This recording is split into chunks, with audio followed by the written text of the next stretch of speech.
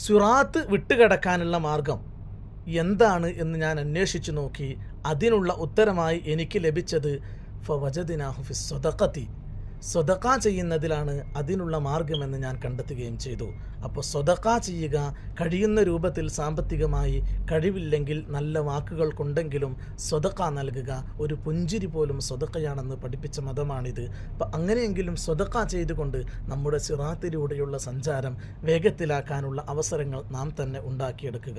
അവസാനമായിക്കൊണ്ട് അദ്ദേഹം പറയുകയാണ്, ഖബറിൽ വെച്ചുകൊണ്ട് മുൻകർ നക്കീർ അലൈഹിമസ്സലാത്തു വസ്സലാം വന്നുകൊണ്ട് ചോദ്യം ചെയ്യുമ്പോൾ അതിനുള്ള ഉത്തരം നൽകാനുള്ള മാർഗം അന്വേഷിച്ചപ്പോൾ അതിന് ഞാൻ കണ്ടെത്തിയ ഉത്തരം ഫവജദ്നാഹാ ഫീ ഖിറാഅത്തിൽ ഖുർആൻ, ഖുർആൻ ഓതിയാൽ, ഖുർആൻ ഓത്തിനെ അധികരിപ്പിച്ചാൽ ഖബറിൽ ജവാബ് നൽകാൻ എളുപ്പമാണ് എന്നാണ് അദ്ദേഹം പറയുന്നത്.